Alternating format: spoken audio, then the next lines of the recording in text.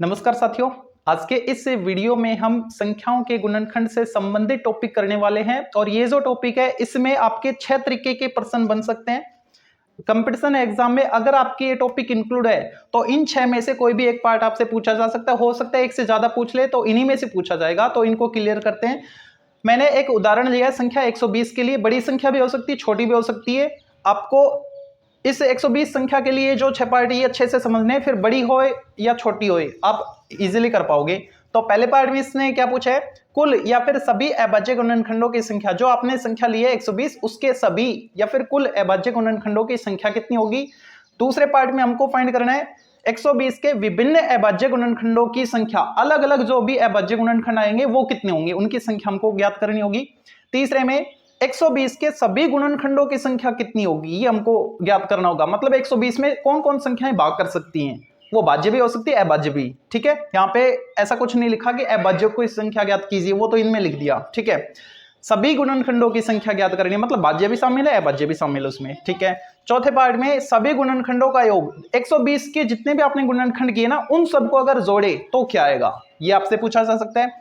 पांचवें पार्ट में 120 के जो सम गुणनखंड है उनकी संख्या कितनी होगी। मतलब 120 के जो भी गुणनखंड है ना, उसमें जो सम गुणनखंड है, जैसे 4 का भाग जा रहा है, 2 का जा रहा है 120 में, 6 का जा रहा है, 8 का जा रहा है, 10 का जा रहा है, ये जो सम संख्या है ना, सम गुणनखंड, इनकी संख्या कितनी होगी, ये हमसे पूछा जा सकता है। ऐसे ही विषम गुणनखंडों की संख्या भी हमसे पूछी जा सकती है। ठीक है, तो इनको 1 बाय 1 सोल्व करते हैं। तो सबसे पहले आपको ये जो भी 6 पार्ट है ना, इनको फाइंड करने के लिए आपको 120 के अभाज्य गुणनखंड करने होंगे। ठीक है, तो 120 के अभाज्य गुणनखंड मैं फटाफट कर देता हूं। 120 2 से करेंगे 60 आएगा, 2 से 30, 2 से 15, 3 से 5 और 5 से 1 आएगा। कर दिया हमने। अब इनको हम पावर नोटेशन में लिख लेते हैं। ठीक है, 120 को हम क्या लिख सकते हैं, 2 कितनी बार आया, 3 बार, तो 2 की घात 3 लिखी मैंने।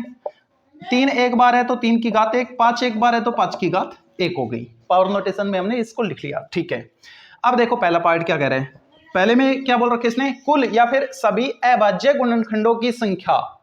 सभी अभाज्य गुणनखंडों की संख्या अगर हमको ज्ञात करनी है तो ये जो अभाज्य गुणनखंड आए आपके पास है ना, तो कौन कितनी बार रिपीट हो रहा है उनका नंबर ऐड कर लो। मतलब उनकी जो पावर है उससे पता लग रहा है। 2 3 बार रिपीट हो रहा है ना, तो 3 प्लस 3 कितनी बार आया, 1 बार।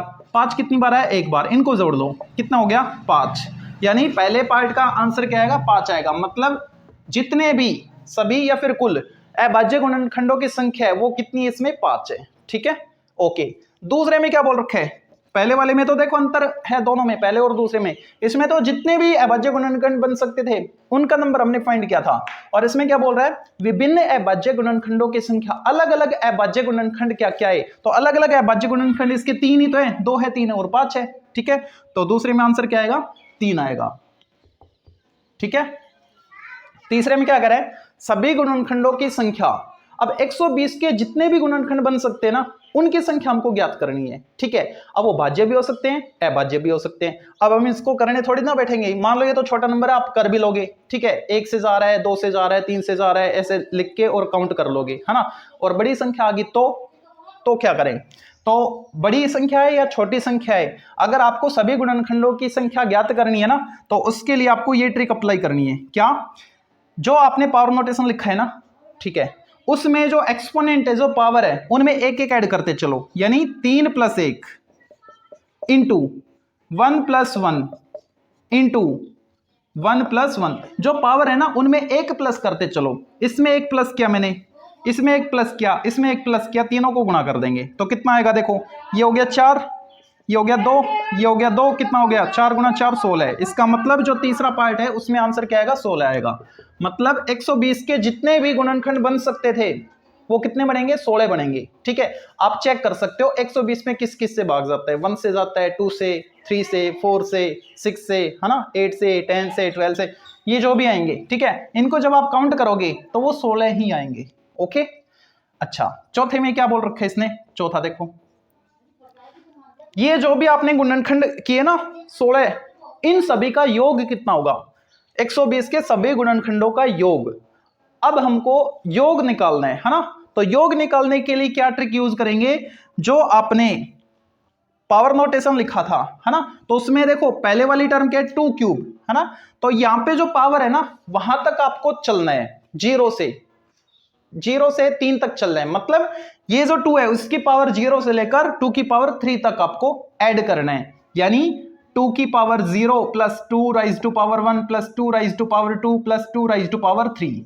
ठीक है, इसको तो लिख दिया, मल्टीप्लाई मल्टीप्लाई। ऐसे इसको लिखना है, 3 की घात कितनी है, 1 है ना, तो 0 से लेकर उस घात तक जाना है, 1 तक जाना है, तो 3 राइज टू पावर 0, बेस वही रहेगा जो यहां पे है।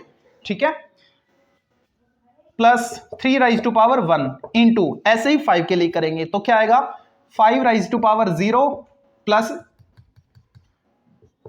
5 राइज टू पावर 1। अब इनको सोल्व कर लो, 2 की घात 0 क्या होता है, 1 होता है, 1 प्लस 2 का स्क्वायर 4, 2 क्यूब 8, ये कितना आएगा, 1 प्लस 3 की घात 1 3, ये कितना आएगा, 1 प्लस 5। अब इनको सोल्व करो, ये कितना हो गया 15, ये कितना हो गया 4, ये कितना हो गया 6, तो ये हो गया 15 6 की 90, और 90 गुणा 4 9 चौक 36, 360। तो इसके जो भी 16 गुणनखंड आए थे, अभाज्य गुणनखंड, सॉरी सभी गुणनखंड, उन सभी को अगर हम जोड़ेंगे ना तो उनका योग कितना आएगा, 360 आएगा। ठीक है, ओके, ये चौथा हो गया। अब पांचवें में देखो क्या कर रखा है इसने, सम गुणनखंडों की संख्या और छठे में विषम गुणनखंडों की संख्या। मान लो सम गुणनखंड इसके 10 हैं, तो विषम कितने आएंगे, 6 आएंगे फिर, है ना।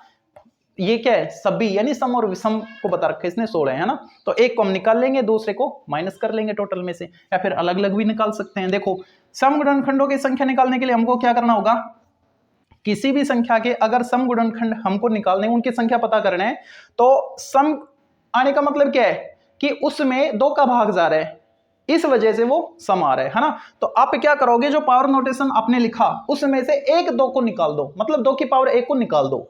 तो 2 की पावर 1 मतलब 120 को हम ऐसे लिख सकते हैं, 2 की पावर 1 निकाल दो, तो 2 की पावर कितनी बचेगी, 2 बचेगी, 3 की 1 और 5 की 1, ये बचेगा हमारे पास, है ना।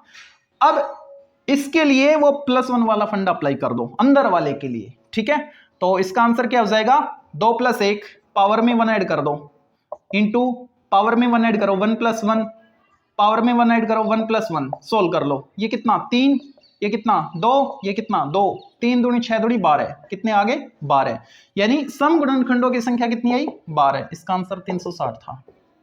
देखो फिर से क्या करना है, सम गुणनखंडों की संख्या अगर आपको निकालनी है ना, किसी भी संख्या के सम गुणनखंडों की संख्या अगर आपको निकालनी है ना, तो उसके लिए आपको क्या करना होगा, ये जो पावर नोटेशन आपने लिख रखा है उस नंबर के जो प्राइम फैक्टर किए और पावर नोटेशन आपने बनाया, उसमें से 2 की पावर 1 को बाहर कर दो, 2 की पावर 1 मैंने बाहर कर दिया, बच्चा क्या 3 थी पावर, 1 पावर बाहर आ गई है 2², बाकी एज इट इज। ठीक है, अब अंदर वाले की जो बेस की जो एक्सपोनेंट है ना, उनमें 1 ऐड करते चलो और मल्टीप्लाई करते चलो, तो इसमें 2 में 1 ऐड करेंगे 3 आ गया, 1 ऐड करो 2 आ गया, 1 ऐड करो 2 आ गया, तीनों को मल्टीप्लाई कर दो, पता लग जाएगा कि उसके सम गुणनखंडों की संख्या कितनी है। ठीक है, अब देखो कुल यानी सभी गुणनखंडों की संख्या कितनी थी 16 है, उसमें से सम कितने 12 है, तो विषम कितने आएंगे 4 बचे। ठीक है, या तो आप डायरेक्ट लिख दो या फिर इसका भी तरीका देख लो, विषम गुणनखंडों की संख्या अगर आपको निकालनी है ना, विषम, इसका मतलब उसमें जो आपने प्राइम फैक्टर किए नोटेशन फॉर्मेट में, उसमें 2 की पावर जितनी है ना, 2 वाली टर्म उसको पूरा ही हटा दो, इसकी वजह से ये सम बन रहा था, अगर ये नहीं होता तो ये विषम बचता बस, है ना। तो इसको मैंने हटा दिया, मतलब बाहर कर दिया 2 क्यूब को, तो अंदर क्या बचा 3 1 5 1। अब इसको वही पावर 1 ऐड करके मल्टीप्लाई कर लो, तो यहां पे क्या आएगा, पावर कितनी है 1 है ना, 1 ऐड करो 2, इसमें भी 1 ऐड करो 2, कितना आ गया 4 आ गया, तो इसका आंसर क्या आ गया 4। ठीक है, सम के लिए 2 की घात 1 निकालनी है बस, बाकी जो बचा अंदर उसमें उसकी घात में 1 1 जोड़ते जाओ, गुणा करते जाओ। ठीक है, विषम के लिए 2 की घात जितनी भी है, चाहे 50 हो तो 2 की घात 50 को हटा दो आप, बाकी जो बचे उनकी घात में 1 ऐड कर लो और मल्टीप्लाई कर लो। ठीक है, ओके, ये था आपका, ये सिंपल क्वेश्चन था 120। पावर नोटेशन में भी आ सकता है, जैसे 2⁻56 इस टाइप से, वो नेक्स्ट वीडियो में करेंगे, लेकिन उससे पहले मेरा आपसे क्वेश्चन है कि 1 से 100 तक कितने ट्विन प्राइम्स होते हैं, इनकी संख्या आपको ज्ञात करनी है, मतलब अभाज्य युग्म, ट्विन प्राइम्स मतलब अभाज्य युग्म। ठीक है, ये आपको ज्ञात करनी है और बताना है कमेंट करके। ओके, तो ये था आज का आपका ये टॉपिक। अब इससे रिलेटेड, इसी टॉपिक से रिलेटेड, मतलब ये 6 के 6 क्वेश्चन जो भी हैं ये अलग अलग वैरायटी में आते हैं। मतलब ये तो सिंपल नंबर था 120, अभी मैंने आपको बताया 2 की घात 156 गुणा 3 की घात 19, इस टाइप से, है ना। तो उसके लिए ये जो 6 के 6 पार्ट है ये कैसे सोल्व होंगे तो वो हम नेक्स्ट वीडियो में सोल्व करेंगे।